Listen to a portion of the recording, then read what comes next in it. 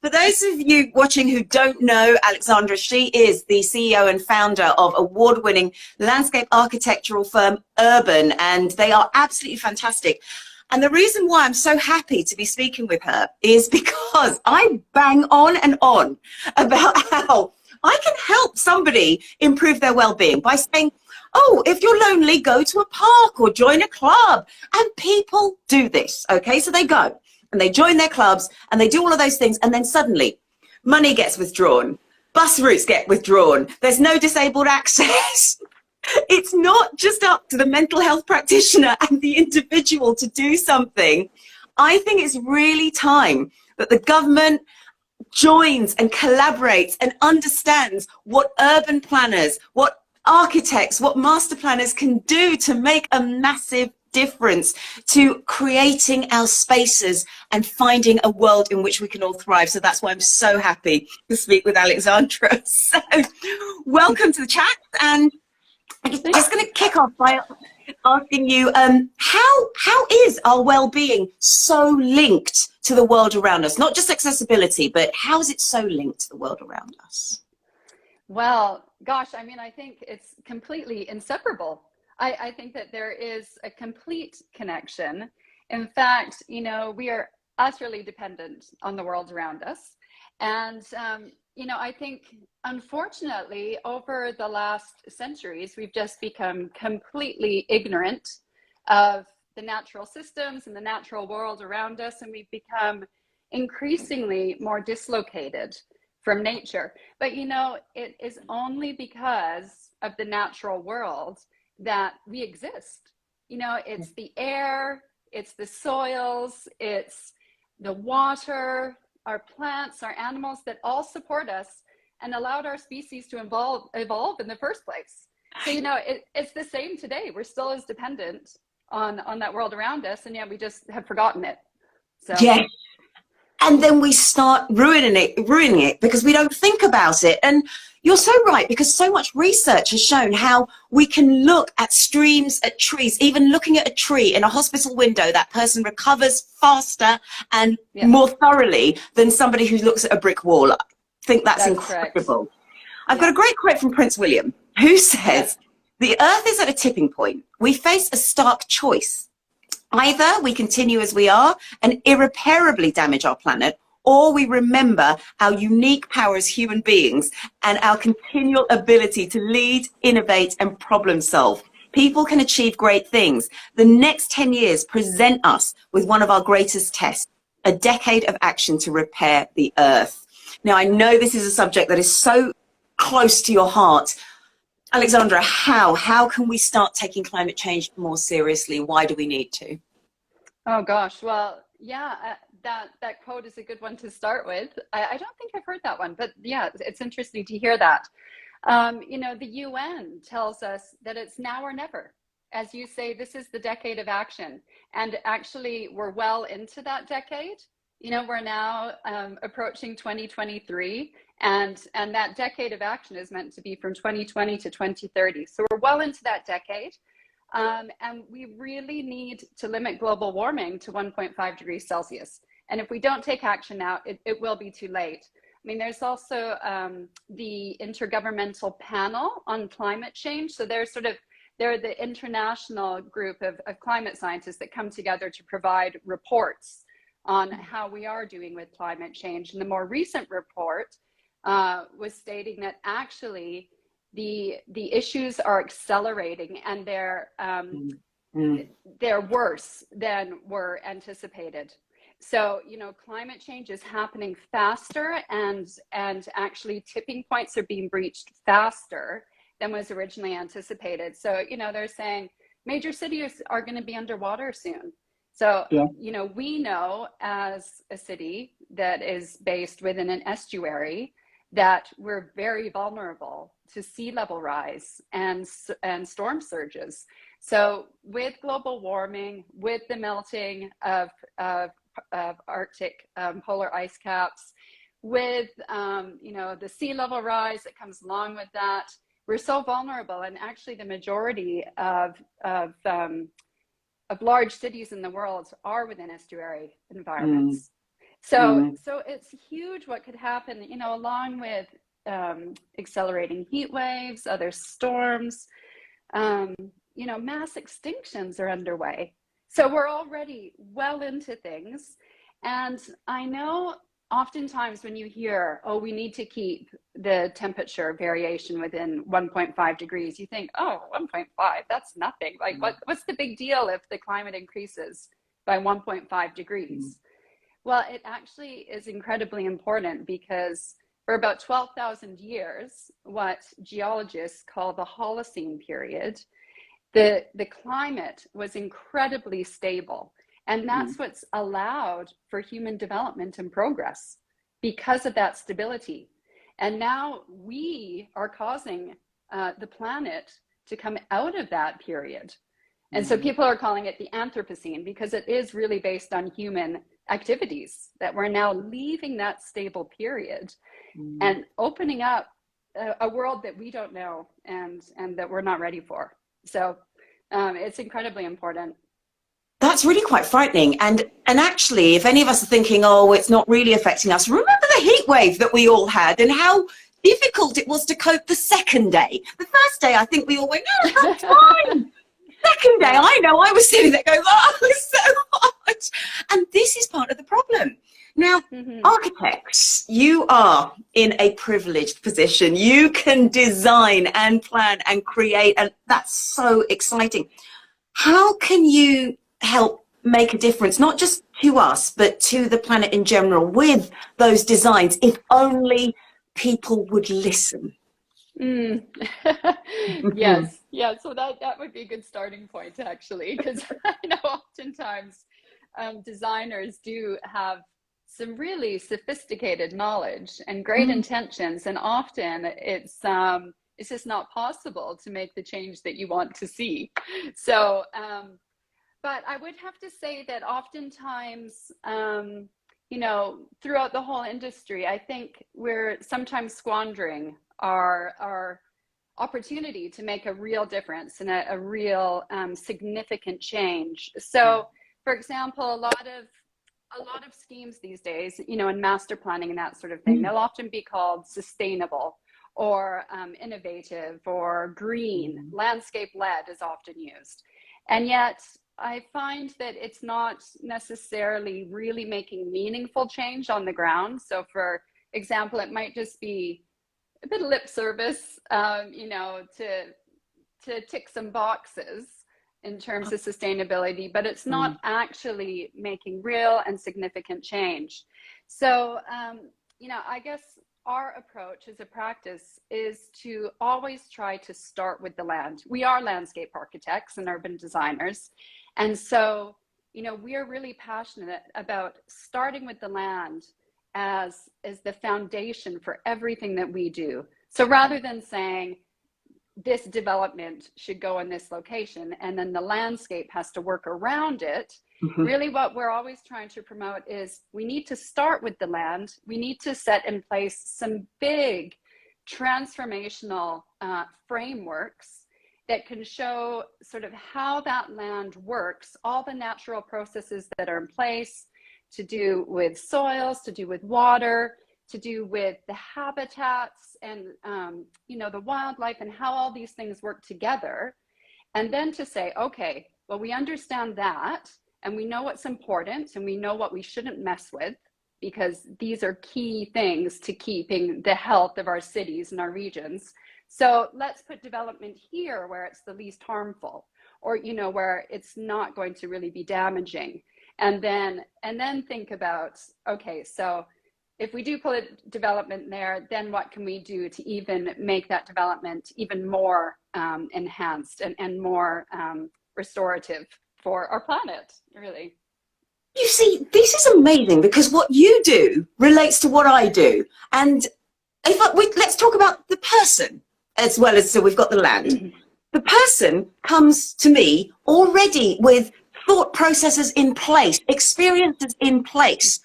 I wouldn't be doing a good job if I just turned around and said, oh, well, forget all of that. You don't want to be anything like that. So let's just change it all, break it all down, and you be this instead. No, you have to work with what's there, partly Mm. because that's what makes the person a wonderful person who they are and that individual. And Yeah. it's exactly the same principles I'm seeing here. It's not a case of tearing everything down and changing it all, but about working with the framework, working with and understanding what's in place, and Mm-hmm. then being able to enhance all of those things. And I think that's absolutely wonderful. Now, what little things can we do? So this is for the people who sit there, like me sometimes, I have to say, and I'm ashamed of it. Oh, well, I don't see it. I don't see what difference I'm making. What little things can we do ourselves every day that could make a difference?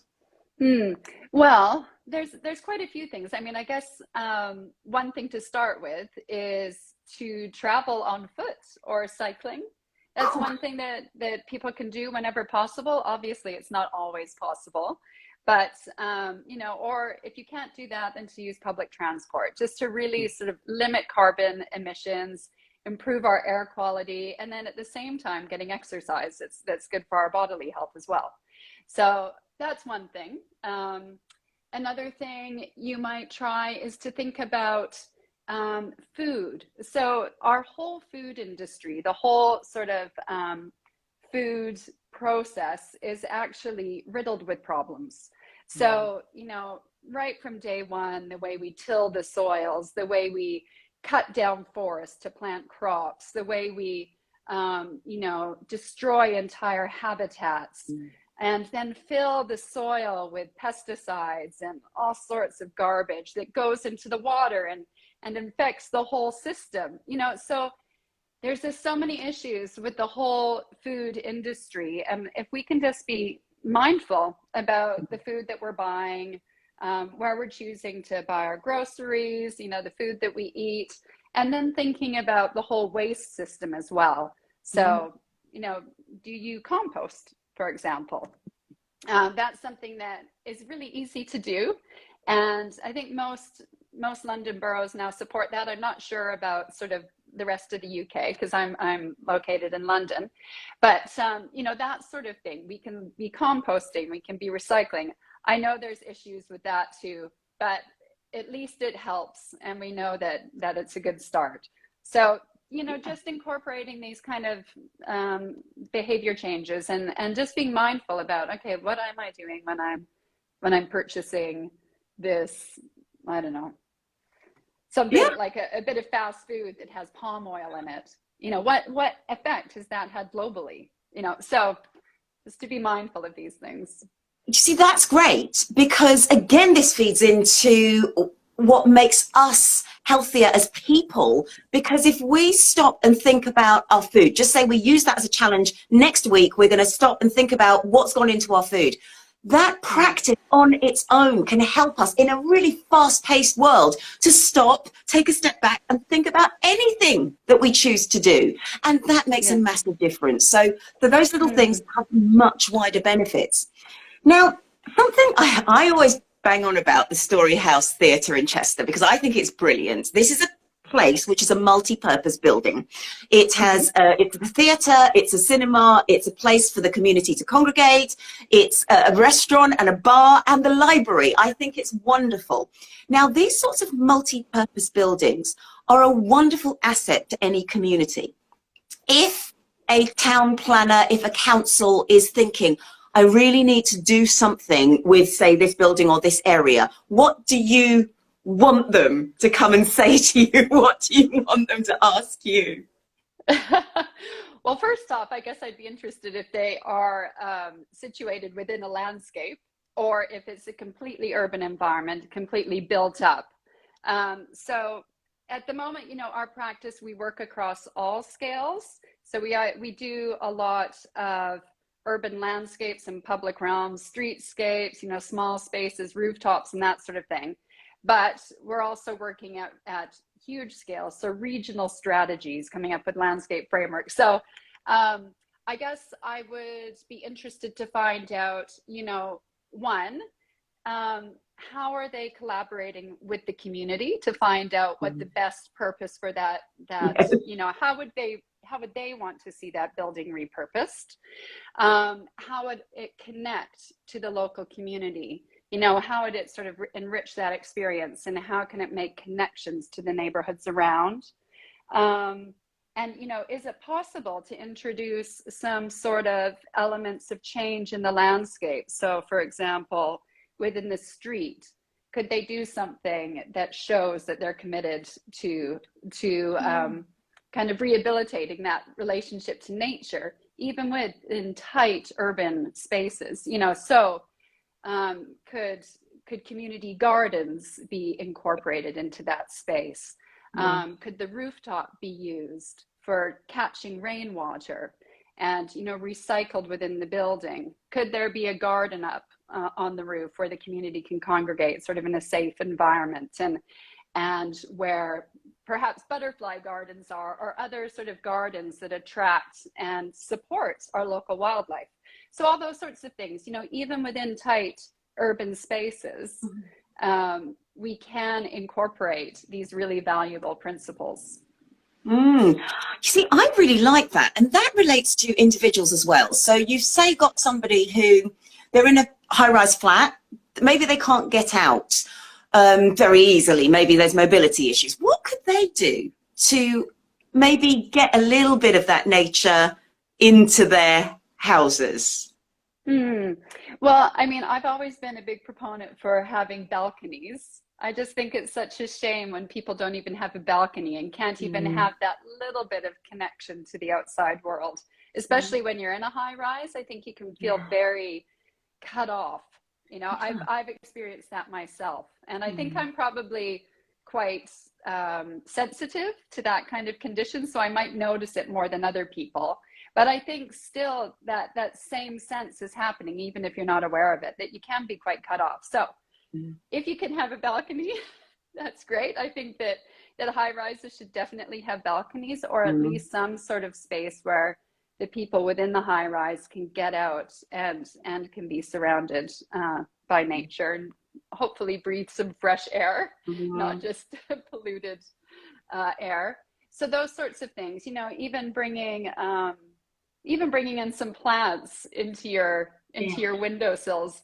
In our office, we don't have an outdoor space, for example. So our office is just filled with plants.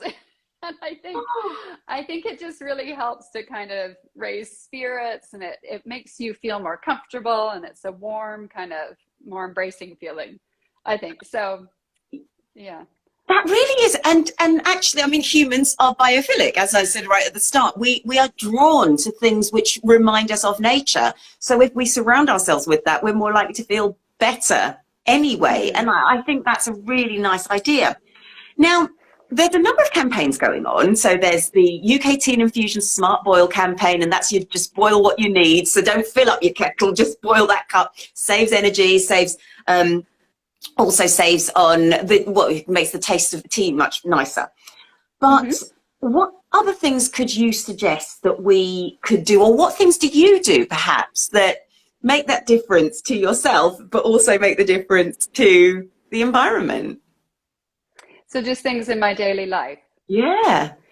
Well, probably one big thing I've always chosen to do is not to have a car.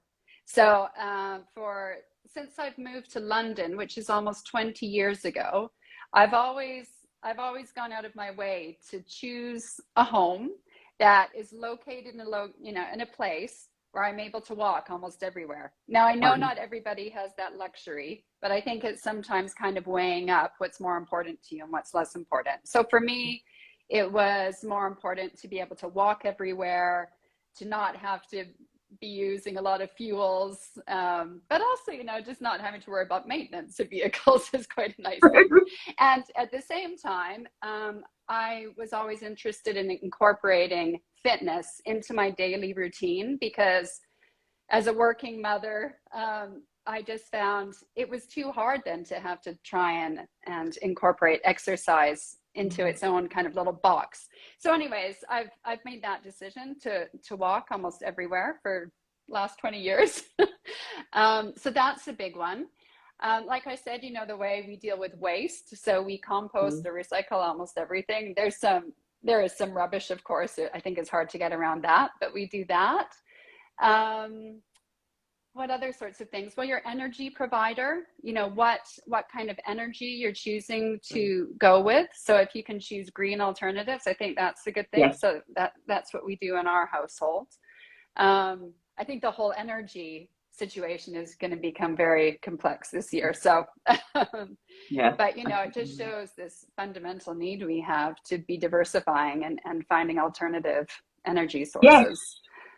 Yes. So, I'm just talking, I'm just thinking there's so many wonderful practical things that we can be doing, which also have so many psychological benefits. Just the stopping and thinking about things, again, helps us become more mindful. The stacking of, I won't have a car, so I will walk, which means I can actually get my exercise, and that's something I can do with family as well. That stacks so many benefits up together.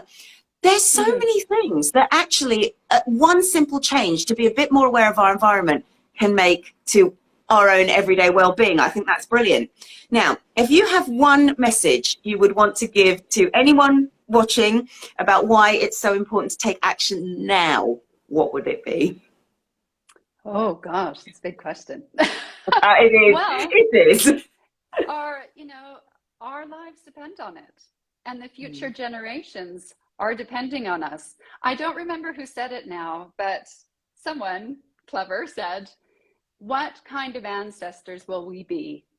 And I think that's such an incredible question, you know, thinking about how will our children and our children's children look back on it? Are they going to say, what the hell were they doing? You know, they just blew it. They just blew it. They could see it. They had all the research. They had all the data.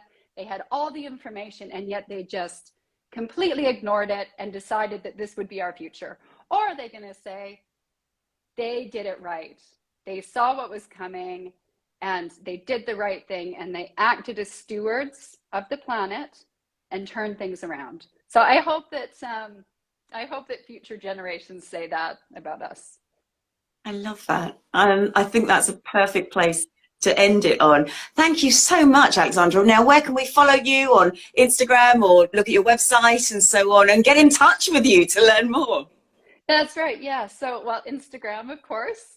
And our website is Alexandra Steed Urban. And then we're also on LinkedIn under the same name, Alexandra Steed Urban. So we'd be pleased to hear from anyone.